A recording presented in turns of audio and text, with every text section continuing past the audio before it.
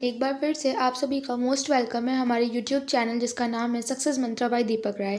आज की ये जो वीडियो है ये भी आपकी पॉलिटी के क्वेश्चन से रिलेटेड रहने वाली है, तो इस वीडियो को आप एंड तक देखिएगा ताकि जितने भी इंपॉर्टेंट क्वेश्चंस हमने इस वीडियो में इंक्लूड किया है आपके लिए वो सारे के सारे आपके एग्जाम के अकॉर्डिंग बहुत ही हेल्पफुल साबित हो सके। एंड साथ ही साथ अगर आप हमारे चैनल पर न्यू हैं तो आप हमारे चैनल को सब्सक्राइब कर लें, बेल आइकन को प्रेस कर लें ताकि जो भी वीडियो आती हैं वो उसकी नोटिफिकेशन आपके पास बहुत ही जल्दी पहुंच जाए। और अगर आप टेलीग्राम चैनल से नहीं जुड़े हैं तो आप वीडियो के डिस्क्रिप्शन बॉक्स से आप हमारे टेलीग्राम चैनल पर जाकर के हमारे टेलीग्राम चैनल को भी ज्वाइन कर लीजिए। वहाँ पर भी हम आपके लिए जो भी अपडेट्स होते रहते हैं वो आपके लिए हम प्रोवाइड करते रहते हैं। तो चलिए अपनी वीडियोस को अपनी वीडियो के में जितने भी क्वेश्चंस हैं उन सभी को हम स्टार्ट करते हैं। क्वेश्चन नंबर फर्स्ट आपके सामने है, निम्नलिखित में से किसने पहले 1935 में संविधान सभा का सुझाव प्रस्तावित किया था? यानी इन चारों में से ऐसा कौन सा ऑप्शन है जिसने 1935 यानी 1935 में संविधान सभा का सुझाव प्रस्तावित किया था? ऑप्शंस दिए हुए हैं नेहरू, जेपी नारायण, गांधी या फिर एम.एन. रॉय। तो आपको याद रखना है कि जो एम.एन. रॉय थे, एम.एन. रॉय ने 1935 में संविधान सभा का सुझाव प्रस्तावित किया था और साथ ही साथ 1935 में एम.एन. रॉय ने इसका सुझाव दिया था और इसके लिए जो कार्य है वो सबसे पहले किसने शुरू किया था? पंडित जवाहरलाल नेहरू ने शुरू किया था। ठीक है, चलते हैं अपने नेक्स्ट क्वेश्चन पे। नेक्स्ट क्वेश्चन है question number second. Question number second आपसे कह रहा है कि भारतीय संविधान सभा में कुल कितनी महिला सदस्य थी? यानी जो भारतीय संविधान सभा में जितने भी सदस्य थे उसमें आपसे पूछ रहा है कि महिलाएं कितनी थी, ये आपको बतानी है। ऑप्शन दिया हुआ है 12, 13, 15 या फिर 17। तो आपको याद रखना है कि भारतीय संविधान सभा में कुल 15 महिलाएं थी। कितनी महिलाएं थी? भारतीय संविधान सभा में कुल 15 महिलाएं थी। नेक्स्ट क्वेश्चन है आपके स्क्रीन पर question number third. Question number third आपसे कह रहा है कि संविधान सभा के पहले अध्यक्ष कौन थे? यानी संविधान सभा के सबसे पहले अध्यक्ष आपसे पूछा गया है कि कौन थे। इसमें स्थायी या अस्थायी की बात नहीं की गई है, सिर्फ और सिर्फ ये पूछा गया है कि पहले अध्यक्ष कौन थे। ऑप्शन दिया हुआ है डॉक्टर B.R. अम्बेडकर, डॉक्टर सच्चिदानंद सिन्हा, डॉक्टर राजेंद्र प्रसाद या फिर उपयुक्त में से कोई नहीं। तो आपको याद रखना है कि संविधान सभा के पहले अध्यक्ष जो बने थे वो कौन बने थे? डॉक्टर सच्चिदानंद सिन्हा बने थे और जो कि अस्थायी अध्यक्ष थे। नेक्स्ट क्वेश्चन आपके स्क्रीन पर क्वेश्चन नंबर 4। क्वेश्चन नंबर 4 आपसे कह रहा है कि संविधान सभा की अल्पसंख्यकों की उप समिति के अध्यक्ष का नाम बताइए। यानी संविधान सभा के लिए जो अल्पसंख्यक थे उनके लिए जो उप समिति बनी थी उनके अध्यक्ष कौन थे, ये आपसे पूछा है। ऑप्शंस दिए हुए हैं अल्लादी कृष्ण स्वामी अय्यर, बी पट्टाभी सीतारमैया, H.C. मुखर्जी या फिर K.M. मुंशी। तो आपको याद रखना है कि अल्पसंख्यकों के लिए जो उप समिति बनी थी उसके जो अध्यक्ष थे वो कौन थे? H.C. मुखर्जी थे। आई होप कि आप इन क्वेश्चंस को अपने रिवीजन से रिलेट कर पाएंगे। बढ़ते हैं नेक्स्ट क्वेश्चन पे। नेक्स्ट क्वेश्चन है क्वेश्चन नंबर 5। क्वेश्चन नंबर 5 आपसे कह रहा है कि ड्राफ्टिंग कमेटी के चेयरमैन कौन थे? यानी ड्राफ्टिंग कमेटी का अध्यक्ष कौन था, ये आपसे पूछ रहा है। N. Gopalaswamy, N. Madhav Rai, K.M. Munshi या फिर डॉक्टर B.R. अम्बेडकर। तो आपको याद रखना है कि doctor Bhimrao Ambedkar drafting committee या फिर प्रारूप समिति के कौन थे? अध्यक्ष रह चुके थे। नेक्स्ट क्वेश्चन है आपकी स्क्रीन पर क्वेश्चन नंबर 6। क्वेश्चन नंबर 6 आपसे कह रहा है कि भारत का संविधान कितने समय में लिखा गया था? ये आपसे पूछ रहा है कि भारत के संविधान को लिखने में कितना टाइम लगा था या फिर बनने में कितना टाइम लगा था। 2 वर्षों में, 2 वर्ष से अधिक किंतु 3 वर्ष से कम अवधि में, 3 वर्षों में या फिर 3 वर्ष से अधिक अवधि में। तो इसका जो राइट आंसर आप टिक करेंगे वो आप करेंगे ऑप्शन नंबर बी, जो कि क्या दिया हुआ है? 2 वर्षों से अधिक यानी 2 साल से ज़्यादा और 3 साल से कम। और अगर आपसे इसका एग्जैक्ट टाइम पूछा जाए तो वो भी आपको याद रखना है 2 ईयर 11 मंथ एंड 18 डेज। क्या है? 2 वर्ष 11 महीने और 18 दिन। और अगर साथ ही साथ हम बात करें कि इसकी सबसे पहली बैठक कब हुई थी तो वो भी आपको याद रखना है कि 9 दिसंबर 1946 को हुई थी, जिसमें अस्थायी अध्यक्ष कौन बने थे? डॉक्टर सच्चिदानंद सिन्हा बने हुए थे।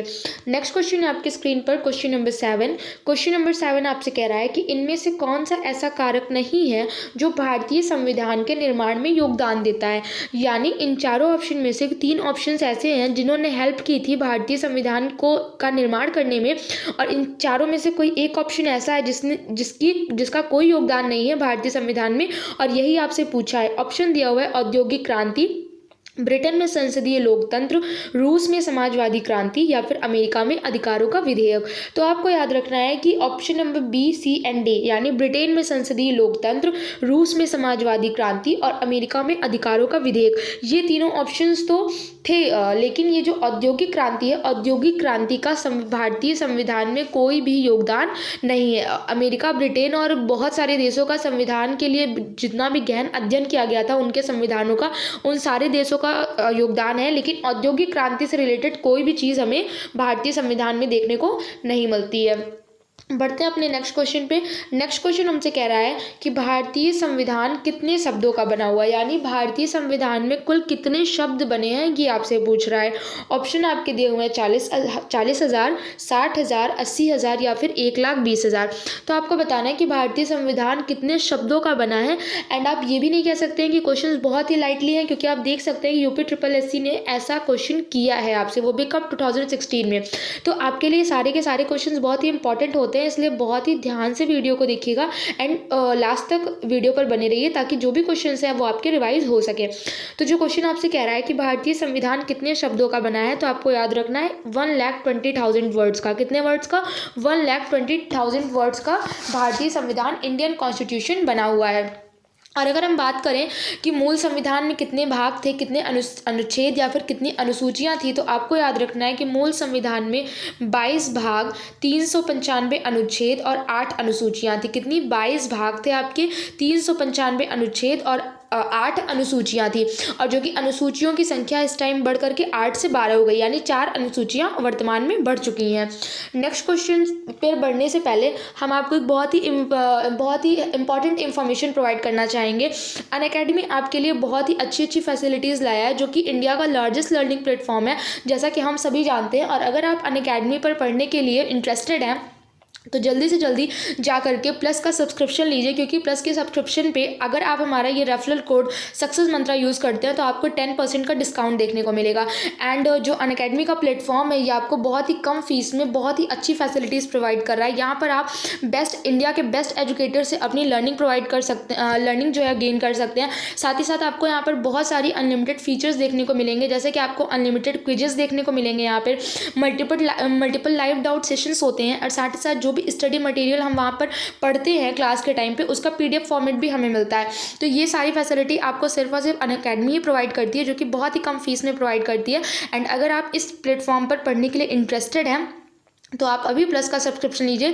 साथ ही साथ यहाँ पर बहुत सारी स्कॉलरशिप की फैसिलिटीज़ चलती हैं, एंड लेखपाल के लिए, कांस्टेबल के लिए टेस्ट सीरीज़ वगैरह प्रोवाइड की जा रही हैं। तो अगर आपको अनअकैडमी का जो भी मच इन्फॉर्मेशन चाहिए तो आप हमारी वीडियो के डिस्क्रिप्शन बॉक्स से जाकर के जो भी लिंक है आप उससे देख सकते हैं। एंड अगर आप इंटरेस्टेड हैं तो एडवाइस है आपके लिए कि आप इसका रेफरल कोड सक्सेस मंत्रा यूज़ करके जल्दी से जल्दी प्लस का सब्सक्रिप्शन लीजिए, ताकि आपको 10% डिस्काउंट मिल सके एंड आपको किसी भी फैसिलिटी से इग्नोर ना होना पड़े। तो बढ़ते हैं अपने नेक्स्ट क्वेश्चन पे। नेक्स्ट क्वेश्चन है हमारे सामने कि संविधान के किस अनुच्छेद के प्रावधानों के अंतर्गत भारत सरकार ने भारत रत्न और पद्मश्री को प्रारंभ किया है। यानी आपसे पूछ रहा है कि ऐसा कौन सा आर्टिकल है जिसके द्वारा भारत सरकार ने भारत रत्न और पद्मश्री को प्रारंभ किया है। आर्टिकल 15, आर्टिकल 16, आर्टिकल 17 या फिर आर्टिकल 18। तो आपको याद रखना है कि जो अनुच्छेद 18 है इसके अंतर्गत जो है भारत रत्न और पद्मश्री के बारे में बताया गया, और इसी के अंतर्गत भारत सरकार ने भारत रत्न और पद्मश्री को प्रारंभ किया है। साथ ही साथ हम आपको बताना चाहेंगे कि भारतीय संविधान का जो अनुच्छेद 18 है इसके तहत राज्य, सेना या फिर विद्या संबंधी जो भी सम्मान के अतिरिक्त और भी कोई उपाधि होती है वह प्रदान नहीं की जाएगी। यानी सिर्फ और सिर्फ राज्य, सेना या विद्या संबंधी सम्मान के अतिरिक्त कोई और उपाधियाँ नहीं दी जाएंगी। अतः अनुच्छेद जो 18 है हमारा, वह भारत सरकार ने भारत रत्न और पद्म पुरस्कार जैसे कि पद्म विभूषण हो गया, पद्म भूषण हो गया और पद्मश्री, ये सारी चीज़ें अनुच्छेद 18 के अंतर्गत दी जाएंगी। नेक्स्ट क्वेश्चन है हमारे सामने, कौन सा मौलिक अधिकार अल्पसंख्यकों के हितों के संरक्षण की बात करता है। यानी इन चारों ऑप्शन में से कौन सा ऐसा मौलिक अधिकार है जो कि अल्पसंख्यकों के हितों की बात करता है। ऑप्शन दिया हुआ है आपके सामने, शिक्षा का अधिकार, शोषण के विरुद्ध अधिकार, संवैधानिक उपचारों का अधिकार या फिर सांस्कृतिक और शैक्षिक अधिकार। तो आपको याद रखना है कि option number D is the right answer. सांस्कृतिक और शैक्षिक अधिकार जो दिया हुआ है इसके अंतर्गत जो है अल्पसंख्यकों के हितों के संरक्षण की बात की गई है। बढ़ते हैं अपने नेक्स्ट क्वेश्चन पे। नेक्स्ट क्वेश्चन है आपकी स्क्रीन पर, संवैधानिक उपचारों का अधिकार के तहत आता है। क्या संवैधानिक उपचारों के अधिकार के तहत कौन से अधिकार आते हैं, ये आपसे पूछा गया है। मौलिक अधिकार, कानूनी अधिकार, संवैधानिक अधिकार या फिर प्राकृतिक अधिकार। एंड आप देख सकते हैं कि UPSSC ने राजस्व निरीक्षक में भी ये क्वेश्चन पूछ रखा है कि संवैधानिक उपचारों के अधिकार के अंतर्गत कौन से अधिकार आते हैं। तो आपको याद रखना है मौलिक अधिकार, यानी इस क्वेश्चन का राइट आंसर क्या हो जाएगा, मौलिक अधिकार। बढ़ते हैं अपने नेक्स्ट क्वेश्चन पे। नेक्स्ट क्वेश्चन है हमारे सामने, भारतीय संविधान के अंतर्गत निम्नलिखित में से कौन एक मौलिक कर्तव्य नहीं है, यानी इन चारों में से ऐसा कौन सा ऑप्शन है जो कि मौलिक कर्तव्य यानी फंडामेंटल ड्यूटीज़ के अंतर्गत नहीं आता है। ऑप्शंस दिए हुए हैं आपके, लोक चुनावों में वोट डालना, वैज्ञानिक दृष्टिकोण को विकसित करना, लोक संपत्ति की सुरक्षा करना या फिर संविधान को मानना एवं इसके आदर्शों की कद्र करना। तो आपको याद रखना है कि लोक चुनाव में वोट डालना ये आपके फंडामेंटल ड्यूटीज़ के अंतर्गत नहीं आते हैं, क्योंकि ये मौलिक कर्तव्य आपके नहीं है। नेक्स्ट क्वेश्चन है आपके सामने, निम्न में से किस एक की संस्तुति के आधार पर मूल कर्तव्यों से संबंधित प्रावधानों को भारत के संविधान में जोड़ा गया है, यानी इनमें से ऐसी कौन सी समिति है जिसकी संस्तुति के आधार पर मूल कर्तव्यों को भारत के संविधान में जोड़ा गया है। ऑप्शंस दिए हुए हैं, बलवंत राय मेहता समिति, स्वर्ण सिंह समिति, आयंगर समिति या फिर ठक्कर आयोग की सिफारिशों पर। तो आपको याद रखना है कि जो स्वर्ण सिंह समिति थी इनकी सिफारिशों पर मूल कर्तव्यों को जो है भारत के संविधान से जोड़ा गया था। और अगर आपसे संविधान का संशोधन पूछा जाए कि किस संविधान संशोधन के अंतर्गत मूल कर्तव्यों को भारतीय संविधान से जोड़ा गया है, तो वो भी आप याद रखेंगे 42nd जो अमेंडमेंट था आपका 42वां संविधान संशोधन जो कि 1976 में हुआ था, इसके अंतर्गत मूल कर्तव्यों को भारतीय संविधान के अंतर्गत जोड़ा गया था। और इन्हें जगह कहां पर दी गई थी, भारतीय संविधान के भाग 4 में अनुच्छेद 51 के अंतर्गत। बढ़ते हैं अपने नेक्स्ट क्वेश्चन पे। नेक्स्ट क्वेश्चन है आपके सामने कि भारतीय संविधान में कितने मूल कर्तव्य दिए हुए हैं, कितने मूल कर्तव्य आपके भारतीय संविधान में, ये आपसे पूछा है। ऑप्शन दिया हुआ है 8, 9, 10 या फिर 11। तो आपको याद रखना है कि भारतीय संविधान में टोटल 11 मूल कर्तव्य दिए गए हैं। इन 11 फंडामेंटल ड्यूटीज़ को हमारे भारतीय संविधान में जगह मिली है। बढ़ते हैं अपने नेक्स्ट क्वेश्चन पे। नेक्स्ट क्वेश्चन है हमारे सामने कि भारत के संविधान के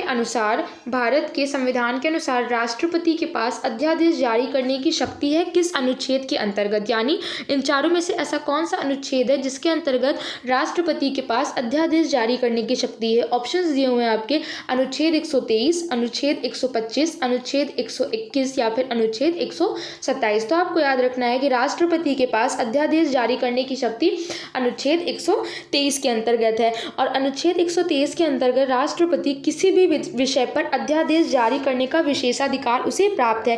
राष्ट्रपति ऐसे समय में भी अध्यादेश जारी कर सकते हैं जब संसद का सत्र न चल रहा हो लेकिन विषय इतना गंभीर हो कि उसे एक्शन लेना पड़े, ऐसी कंडीशन में भी अध्यादेश जो है जारी कर सकता है।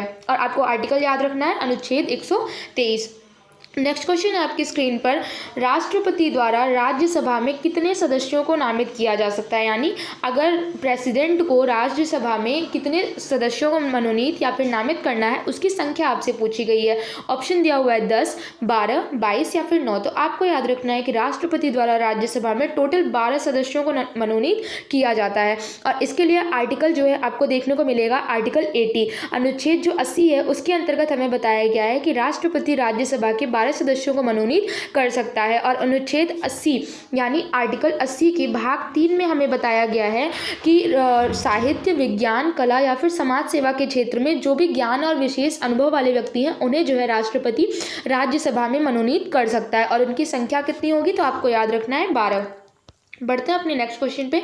नेक्स्ट क्वेश्चन है हमारे सामने, अनुसूचित जनजाति के संरक्षण के लिए एक क्षेत्र को अनुसूचित क्षेत्र के रूप में घोषणा करने की शक्ति किसके पास होती है, यानी अगर आपसे पूछा जाए कि शेड्यूल कास्ट और शेड्यूल ट्राइबल कास्ट के लिए संरक्षण के लिए, उनकी सेफ्टी के लिए अगर किसी एक क्षेत्र को अनुसूचित क्षेत्र की घोषणा करना हो तो ये शक्ति किसके पास होती है, भारत के प्रधानमंत्री राज्य के मुख्यमंत्री, भारत के राष्ट्रपति या फिर भारत के उपराष्ट्रपति। तो आपको याद रखना है कि अनुसूचित जनजाति के संरक्षण के लिए अगर किसी एक क्षेत्र को अनुसूचित क्षेत्र के रूप में घोषित करना हो तो ये शक्ति जो है भारत के राष्ट्रपति के अंतर्गत होती है। और कभी कभी आपसे पूछ लेता है कि अनुसूचित क्षेत्र के रूप में घोषणा करने की शक्ति उसे किस अनुच्छेद के अंतर्गत दी गई है, तो आपको आर्टिकल भी याद रखना है, आर्टिकल 244, यानी प्रेसिडेंट को अनुच्छेद 244 के अंतर्गत क्या मिला है, ये शक्ति मिली है कि वह अनुसूचित क्षेत्र के रूप में घोषणा करके अनुसूचित जनजाति को संरक्षित कर सके। नेक्स्ट क्वेश्चन है आपकी स्क्रीन पर, भारत का कौन सा राष्ट्रपति निर्विरोध निर्वाचित किया गया था, यानी इन चारों ऑप्शन में से ऐसा कौन सा ऑप्शन है जो कि प्रेसिडेंट जो है निर्विरोध निर्वाचित किया गया था। ऑप्शन दिया हुआ है KR Narayanan, doctor Rajendra Prasad, N Sanjeev Reddy या फिर डॉक्टर S राधाकृष्णन। तो आपको याद रखना है कि नीलम संजीव रेड्डी एकमात्र ऐसे राष्ट्रपति हैं जो कि निर्विरोध निर्वाचित हुए थे। और अगर हम बात करें नीलम संजीव रेड्डी की, तो नीलम संजीव रेड्डी जो है भारत के छठे राष्ट्रपति थे। किस नंबर के राष्ट्रपति थे, तो ये हमारे भारत के 6th नंबर के प्रेसिडेंट रह चुके हैं। और इनका जो कार्यकाल शुरू हुआ था वो आपका शुरू हुआ था 25 जुलाई 1977 से 25 जुलाई 1982 तक, यानी 1977 से 1942 तक अपने पद पर जो है कार्यरत थे। और साथ ही साथ इनके साथ एक चीज़ और याद रखनी है कि ये भारत के पहले ऐसे राष्ट्रपति थे जो कि गैर कांग्रेसी थे, यानी जो भारत का पहला ऐसे राष्ट्रपति ये रह चुके हैं जो कि कांग्रेस से रिलेटेड नहीं थे। और एक चीज़ और तो याद रखनी है कि ये पहले राष्ट्रपति थे जो कि निर्विरोध निर्वाचित हुए थे। बढ़ते हैं अपने नेक्स्ट क्वेश्चन पे। नेक्स्ट क्वेश्चन है हमारे सामने कि भारतीय संविधान के किस अनुच्छेद के तहत उपराष्ट्रपति का चुनाव होता है, यानी आपसे पूछ रहा है कि उपराष्ट्रपति का चुनाव हमें भारतीय संविधान के किस अनुच्छेद में देखने को मिलता है। तो आपको याद रखना है कि उपराष्ट्रपति का जो चुनाव होता है वो हमें अनुच्छेद 66 में देखने को मिलता है। भारतीय संविधान के अनुच्छेद 66 के अंतर्गत उपराष्ट्रपति का निर्वाचन किया जाता है। उपराष्ट्रपति का जो निर्वाचन होता है वह संसद के दोनों सदनों के सदस्य, यानी लोकसभा और राज्यसभा दोनों सदन के सदस्य जो है मिल करके निर्वाचक गण के सदस्यों द्वारा जो है आनुपातिक प्रतिनिधित्व के अनुसार करते हैं। और साथ ही साथ आपको एक चीज़ और याद रखनी है कि जो उपराष्ट्रपति होता है वो राज्यसभा का पदेन सभापति भी होता है। बढ़ते हैं अपने नेक्स्ट क्वेश्चन पे। नेक्स्ट क्वेश्चन है हमारे सामने कि उपराष्ट्रपति को अपना कार्यकाल समाप्त होने से पूर्व अपने पद से हटाने का अधिकार निम्नलिखित में से किसके पास है, यानी मान लीजिए कि वाइस प्रेसिडेंट का कार्यकाल समाप्त होने में अभी समय है बट उसे अपने पोजीशन से यानी अपने डेजिग्नेशन से हटाने का अधिकार इन चारों ऑप्शन में से किसके पास है, जो कि वाइस प्रेसिडेंट को उसके कार्यकाल को खत्म होने से पहले भी उसे अपने पद से हटा सकता है। ऑप्शन दिया हुआ है राज्यसभा, राष्ट्रपति, उच्चतम न्यायालय या फिर लोकसभा। तो आपको याद रखना है कि उपराष्ट्रपति को राज्यसभा जो है उसके समय से पहले हटाने के लिए शक्ति दी गई है। और साथ ही साथ अगर हम आपको बताएं तो उपराष्ट्रपति राज्यसभा के एक ऐसे संकल्प द्वारा हटाया जाता है जिसे राज्यसभा ने बहुमत से पारित किया और जिससे जो है लोकसभा भी सहमत हो। तो ये शक्ति अगर आपसे पूछी जाए कि किसके पास है, कि कौन उपराष्ट्रपति को अपने कार्यकाल से पहले हटा सकता है, तो आपको ऑप्शन टिक करना है राज्यसभा। बढ़ते हैं अपने नेक्स्ट क्वेश्चन पे। नेक्स्ट क्वेश्चन है हमारे सामने कि भारत के राष्ट्रपति द्वारा चरित्र को बदले बिना सजा की मात्रा को कम करना, यानी अनुच्छेद 72 को क्या कहा जाता है, यानी जो भारत के राष्ट्रपति होते हैं उन्हें यह शक्ति प्राप्त है कि कोई भी ऐसा मुजरिम जिसका कि कैरेक्टर चेंज ना किया जाए और उसे सज़ा दी गई हो उस सज़ा को वो कम कर सके। मान लीजिए कि किसी मुजरिम को 7 साल की सज़ा हुई है तो भारत के राष्ट्रपति के पास यह पावर है कि वो इन सजा को या तो कम कर सकता है या फिर उसे माफ कर सकता है। इस प्रक्रिया को क्या कहा गया है अनुच्छेद 72 में, ये आपसे पूछा है। तो आपको याद रखना है कि अनुच्छेद 72 में इस प्रक्रिया को, सजा को कम करने की प्रक्रिया को क्षमादान कहा गया है। क्या कहा गया है? क्षमादान कहा गया। और देख लीजिए कि ये क्वेश्चन कितना इंपॉर्टेंट है, आपके वीडियो जैसे एग्जाम में भी पूछा जा चुका है। नेक्स्ट क्वेश्चन है आपके सामने कि अगस्त 2018 से राज्यसभा के अध्यक्ष कौन है। राज्यसभा के अध्यक्ष अगर आपसे पूछा जाए या फिर आपसे पूछा जाए कि उपराष्ट्रपति कौन है, दोनों बात एक ही है, क्योंकि अभी मैंने बताया था कि भारत का जो भी उपराष्ट्रपति होता है वही क्या होता है, राज्यसभा का अध्यक्ष या फिर राज्यसभा का पदेन सभापति होता है। तो आपसे पूछा जा रहा है कि अगस्त 2018 से राज्यसभा के अध्यक्ष के रूप में कौन निर्वाचित है। तो आपको याद रखना है एम वेंकैया नायडू, राजनाथ सिंह, प्रकाश जावड़ेकर या फिर रामविलास पासवान। तो आपको याद रखना है एम वेंकैया नायडू जो है 2018 से राज्यसभा के पदेन अध्यक्ष हैं। और अगर आपसे इनसे पूछा जाए कि ये किसको पराजित करके भारत के उपराष्ट्रपति बने बने हैं, तो आपको वो भी याद रखना है कि गोपाल कृष्ण गांधी को, किसको, गोपाल कृष्ण गांधी को पराजित करके ये भारत के 13वें नंबर के राष्ट्रपति बन चुके हैं। ये 13th नंबर के वाइस प्रेसिडेंट हैं और इन्होंने किसको हराया है, तो आप कहेंगे गोपाल कृष्ण गांधी को। और ये कब निर्वाचित हुए हैं, तो ये 5 अगस्त 2017 को निर्वाचित हुए हैं। कब निर्वाचित हुए हैं, 5 अगस्त 2017 को इन्होंने गोपाल कृष्ण गांधी को हराया था। बढ़ते हैं अपने नेक्स्ट क्वेश्चन पे। नेक्स्ट क्वेश्चन है हमारे सामने कि लोकसभा में कितनी सीटें अनुसूचित जाति और अनुसूचित जनजाति के प्रतिनिधियों के लिए आरक्षित है। यानी लोकसभा में कितनी सीटें जो है अनुसूचित जाति और अनुसूचित जनजाति यानी SC और ST के मेंबर्स के लिए आरक्षित है, ये आपको बताना है। 39, 85, 109 या फिर 131। तो आपको याद रखना है कि 131 सीटें जो हैं लोकसभा में अनुसूचित जाति और अनुसूचित जनजाति के प्रतिनिधियों के लिए आरक्षित है। 2018 के बाद लोकसभा में अनुसूचित जाति एवं अनुसूचित जनजाति के प्रतिनिधियों के लिए 84 यानी कि 84 सीटें जो होती हैं वो अनुसूचित जाति के लिए और 47 सीटों की अगर हम बात करें तो वो अनुसूचित जनजाति के लिए। और अगर आप दोनों को ऐड कर देंगे तो आपका आंसर क्या आएगा, 131। आपको अलग अलग भी हमने बता दिया कि अनुसूचित जाति के लिए 84 और अनुसूचित जनजाति के लिए 47 सीटें रखी गई हैं। और वो भी कब से ये हुआ है, तो आप कहेंगे 2008 से ही ऐसा हुआ है। बढ़ते हैं अपने नेक्स्ट क्वेश्चन पे। नेक्स्ट क्वेश्चन आपसे कह रहा है कि भारत विश्व का विशालतम लोकतांत्रिक प्रजातंत्र है, इसकी प्रथम लोकसभा जो है कब आयोजित की गई थी।